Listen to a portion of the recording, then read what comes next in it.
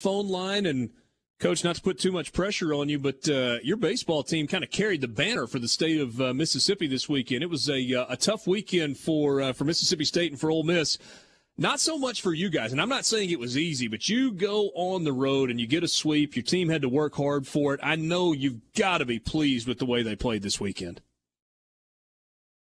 Really proud of the way the guys went on that road and had three really good games, two of them really good, with yesterday just kind of a gut check game, went 13 innings and seesaw back and forth with some emotional things that happened with some replays that didn't go our way.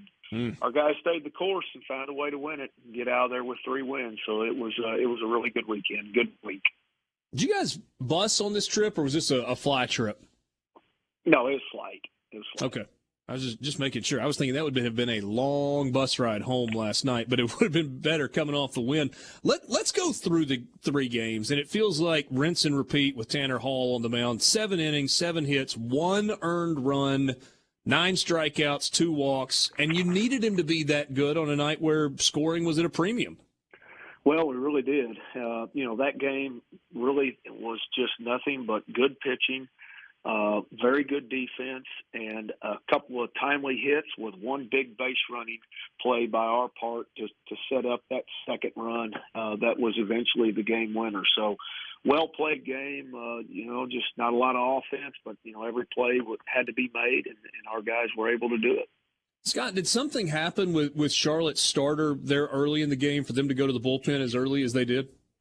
No, they kind of went backwards a little bit. They threw one of their relievers, and, this Colby Bruce kid, and he's been in the pen. And so I guess they just kind of went at it in reverse order and tried to steal some outs, steal some innings with that before they went to the starter. And he was really good, the lefty they brought in, and finished out the game through 6 in the third. And, heck, we only had 1 hit off from him, 11 strikeouts, but he walked 7 guys and kind of started running that pitch count up there. But, it was only a 2-run game for us, and one run differential that decided it. All right, so Hunter's really good for you on Saturday. Gives you 6 2/3. Does not give up an earned run, only 1 walk, and then you turn it over to Ben Etheridge at the end, and not by any means a cruise control game, but you were able to kind of open it up in the middle innings. Now, are you talking about on Saturday's game? Yeah, on Saturday, right? Yeah.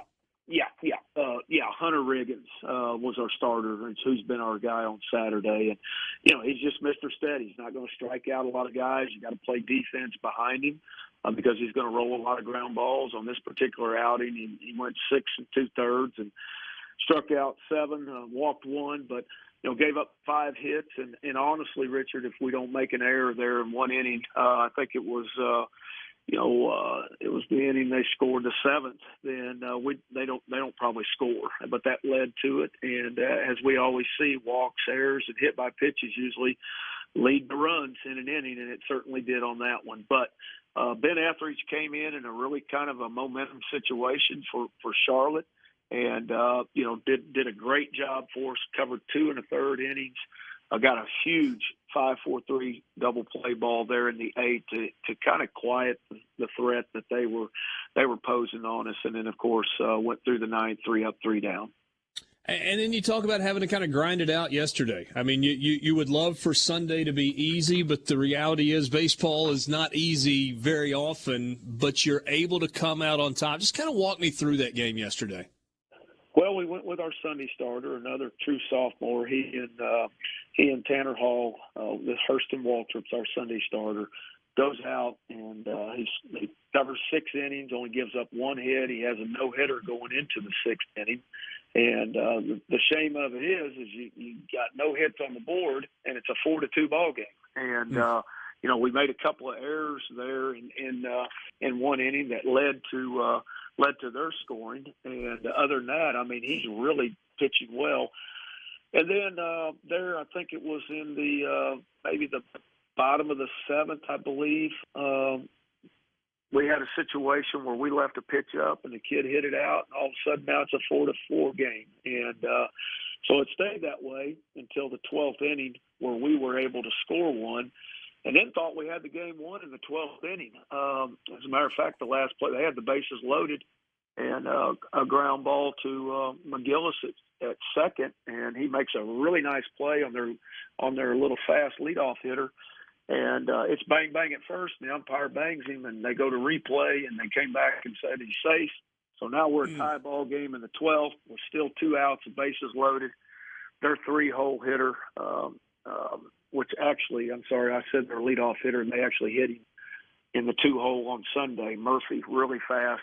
But then Fisher, their 3-hole hitter, hits a line drive to right center that Pato, our right fielder, makes a diving catch to keep it at 4 apiece at that time, or 5 apiece, I'm sorry, at that time, and force a 13th inning. And Will McGillis hits a ball out, a solo shot, and then, of course, Garrett Ramsey goes back out there in the 13th and gets 3 up, 3 down. So, a lot of emotions, Richard. You thought you had it won in the 12th and, felt good about it. I mean, our first baseman's like, oh, yeah, he's out. And they came back from replay and said, no, he's safe. And so hats off to our guys for being able to overcome that emotion and stay the course and find a way to win that game in the 13th and hold on. I want to ask you about lineup construction. You have stuck for the last few games with Carson Paytow at the top of the order. Kind of did that originally by necessity, right? When Gabe missed a few games, but you've stuck with him in that spot. What do you like about him as kind of your table setter? Well, he takes pitches. He had 3 strikeouts yesterday, but it wasn't because he was, not doing well. I mean, he had some big at bats. He fouled off pitches in what he was supposed to do, but he takes pitches up there at the top of the order. When Gabe went down, who's been our leadoff hitter, and Gabe had been struggling, honestly, up to that point. Yeah. So, I had to find somebody to move into that leadoff spot. And I felt like Carson needed to be the guy to come back around and see the most at-bats of everybody that we had, and that could help us in taking some pitches and getting on base like I want that leadoff hitter to do. And then when Gabe came back, it was I'm just going to keep him there and kind of maybe take a little pressure off Gabe, kind of hide him down there in the 8-hole, see if he can't get some pitches to handle a little bit better and take the pressure off from him. I've asked you this before, Scott, and I don't remember exactly what your answer was. It probably been 2 or 3 years. You choose to be in the third base box to kind of manage the game, to coach third, and to run it from there. A lot of coaches don't do that. They stay in the dugout and kind of operate from there and trust their assistants to be at first and at third. Why do you coach third base? Well, because, number one, it keeps me engaged in the game. When I was with Coach Palmer as his assistant, I coached pitchers, so I called pitches at that time. And so then when I transitioned into the head coach, I actually stayed in the dugout, but then recruiting became such a necessity, and now all of a sudden your third base coach is missing games because he's going off recruiting, and there became some inconsistencies in signal giving, and just there was just a different rhythm, routine from one person to the next. So I knew that the game was moving in that direction where assistants were going to be missing games, and I just said, the heck with it. I'm just going to stay there. I mean, I've done it for a long, long time. I feel confident with it. I feel like I can read defenses pretty well, and it just it all falls on me there and making those decisions of what we're doing with infield in and or corners in and everything that involves that would have to require a signal out of the dugout anyway. You get tired of wearing that batting helmet that you have to wear at third base? No, I don't guess so, because I don't even wear a hat anymore. That's I got tired of at first when they mandated that we had to wear it, I would forget it, and I kept having to run back to the dugout. So I just made a decision. You know what? This is what I'll wear from here on out. So that's what I do, and I wear it to practice. So it's just become, I guess, something I do now. So there you go. Hey, last thing, and just kind of looking at the schedule this week, Southeastern Louisiana, pretty good baseball team coming to your place tomorrow night, and then FIU for a 3-game series. Long trip down to South Florida this weekend.